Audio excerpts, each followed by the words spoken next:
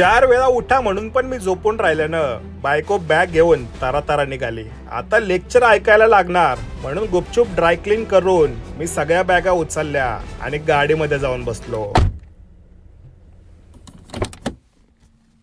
अर्धा डझन माणसांच्या अर्धा डझन बॅगा घेऊन आणि त्यांच्या गप्पा ऐकत ऐकत मी आंबोलीच्या दिशेनं मार्गस्थ झालो.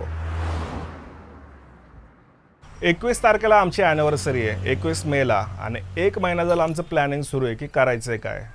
21 दिवसांमध्ये 1 तारखेपासून 21 पर्यंत आम्ही काहीच नाही ठरवलं. आणि काल बायकोने फोन केला की बॅग भरा आणि कोल्हापूरला निघा. कोल्हापूरला आलो आहे आणि यांनी काय सरप्राईज प्लॅन केलं आहे मलाच माहिती नाही आहे. बॅगमध्ये 2 दिवसांचे कपडे भरून मी गुपचूप कोल्हापूरला आलोय, पण अजूनही यांची हीच चर्चा सुरू आहे की जायचंय कुठं. गाडीतल्या घनघोर चर्चेनंतर 2 पर्याय समोर आहेत. एक म्हणजे शिरोडा बीचला जायचं आणि दुसरं म्हणजे डावीकडवरून गोव्याला जायचं. सध्या तर CNG भरतोय, पण अजून तरी काय प्लॅन फिक्स नाही आहे. कोल्हापूरवरून आंबोलीच्या दिशेनं आमचा प्रवास सुरू झाला आणि पोटात कावळे ओरडायला लागल्यानं हॉटेल नैनितालमध्ये आम्ही पहिला ब्रेक घेतला.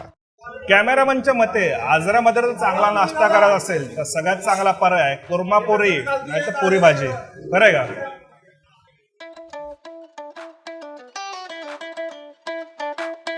बटाटा, फ्लॉवर आणि बऱ्याचशा भाज्या टाकून कोर्मापुरी नावाचा हा प्रकार दक्षिण कोल्हापूर, गडिंग्लज, आजरा, चंदगड या भागात बनवला जातो. सहसा कोर्मापुरी हा प्रकार लग्नात पाहायला मिळतो.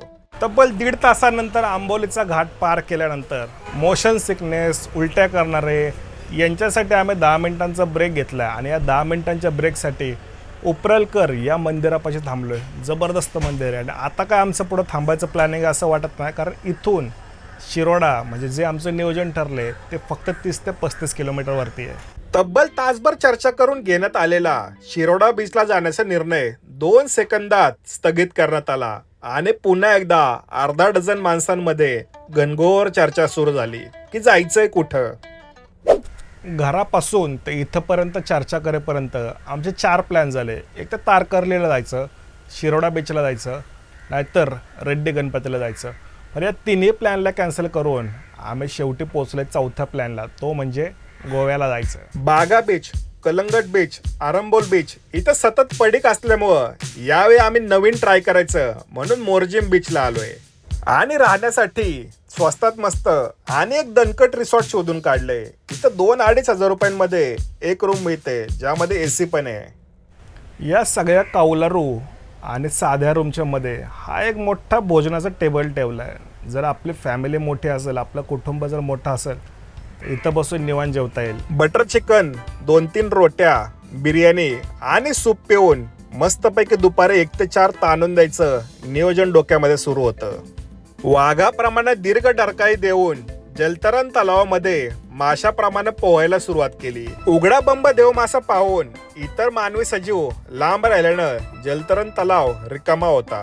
स्विमिंग पूलमध्ये तासभर डुबक्या मारल्यानंतर अख्खी बॉडी गार पडली आहे आणि आता यांना म्हटलं चहा आता कॉफी जे पहिलं असेल ते आणून द्या. चहा कॉफी मिळेल ते प्यायचं आणि समुद्रावर जायचं. एक कॉफी 50 रुपयाला असल्यामुळं आम्ही एकच कॉफी घेतली आणि त्यामध्ये 2 केलेत आणि कॉफीचे समभाग करायचं काम हे कॅमेरामॅनला दिलंय. डोळ्यांनी निसर्ग दर्शन करत कॉफी संपवली आणि खामोशी मधल्या नाना पाटेकर सारखं समुद्राच्या दिशेनं पळत सुटलो. वर काळेकुट्ट ढग, येणारा वारा आणि वादळाची शक्यता यामुळे जवळपास सगळा समुद्र किनारा मानवी प्रदूषणापासून मुक्त झाला होता. बऱ्याच दिवसांनी समुद्र किनारा पाहिल्यामुळं मी आणि मेवण्यांनी जसा करायला पाहिजे तसा अगदी सभ्य डान्स केला. आमचा डान्स बघून काळ्याकुट्ट ढगांचे अश्रू अनावर झाले आणि त्याच अश्रूंखाली मी थोडा वेळ विसावा घेतला. गोव्यातील स्थानिक श्वानाची विचारपूस करून त्याला खंबीर राहण्याचा सल्ला दिला आणि पुन्हा एकदा जलतरण तलावामध्ये उडी मारून समुद्रातल्या बारीक वाळूपासून मुक्तता मिळवली. बाहेर निघता का मोड येऊस तर पाण्यात बसता असं कॅमेरामन म्हटल्यामुळं गुपचूप आवरून छायाचित्रणासाठी बाहेर पडलो. लोकांच्या आयफोन मध्ये फोटो काढून उलट त्यांनाच दम दिला, नंतर डॉक्युमेंट न पाठव. यानंतर श्वानासोबत बसून लग्नाच्या वाढदिवसाची तयारी सुरू केली. तुझं लग्न झालं असतं तर तुझी पण ॲनिव्हर्सरी झाली असती असं श्वानाला समजावून केकचा केक बळी दिला. अत्यंत प्राचीन चालीरीतीनुसार एकमेकांना केक भरवून लग्नाच्या वाढदिवसाचं सेलिब्रेशन सुरू झालं. मेहुण्यानं केकचे पैसे दिल्यामुळं तोंडावर केक खूप भारी आहे असं म्हणून आम्ही इंग्लिश गाण्यावर कोळी नृत्य सुरू केलं. आमचं नृत्य पाहून प्रेरित झालेल्या युवक आणि युवतीनं नंतर स्वइच्छेने आमच्यामध्ये लोकसहभाग नोंदवला. जलतरण तलावातल्या निळ्या पाण्याच्या साक्षीनं सांगतो, तुला चंद्र आणून देतो, फक्त गुगल पेला 500 रुपये पाठव असं म्हटल्यानं कॅमेरामन नाराज झालं. ही योजना मान्य नसेल तर माझ्याकडे दुसरी अजून एक योजना आहे, पण त्यासाठी तुला 21 दिवस थांबावं लागेल असं म्हटल्यानं यावेळी मात्र कॅमेरामॅन उठून गेलं. सुरमई तवा फ्राय, सुरमई मसाला फ्राय, भात आणि मालवणी करी खाऊन व्यवस्थित प्लॅन केला की जायचं आणि चंद्राच्या प्रकाशाखाली निवांत झोपायचं.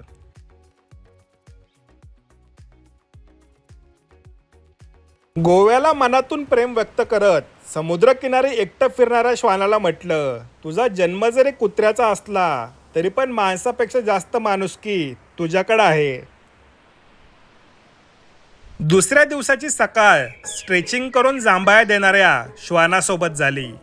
पहाटेचे 7 वाजल्यानं फक्त कॅमेरामन, मी, कावळे आणि श्वान एवढेच लोक जागे होते. रात्री गच्च भरलेलं रिसॉर्ट सकाळी मानवरहित दुष्काळग्रस्त झालं होतं.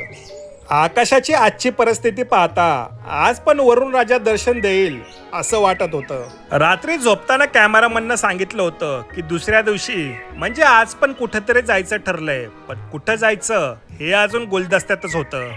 मोरजिम समुद्र किनाऱ्यावर कासव येत असल्यानं हा समुद्र किनारा सायलेंट झोन म्हणून घोषित केलाय. इथं इतर समुद्र किनाऱ्यांप्रमाणे दांगडदिंगा पाहायला मिळत नाही. बाकड्याखाली बसलेल्या 3 श्वानांना म्हटलं, तुमची मजा आहे राव, तुम्ही गोव्यातच राहताय. एक बाजूला रिसॉर्ट मधली नारळ आणि सुपारीची गर्द झाडं आणि दुसऱ्या बाजूला मी आणि त्याच्या समोर पाणीच पाणी. कालचं यशस्वी नियोजन पाहता आज यांनी काय नियोजन केलं असेल याची आतुरता कमी आणि धाकधूक जास्त वाटायला लागली. समुद्राच्या कडेला प्रभात फेरीसाठी आलेल्या ललना पाणी बघत माझ्या लक्षात आलं की आता आपल्याला भूक लागली आहे.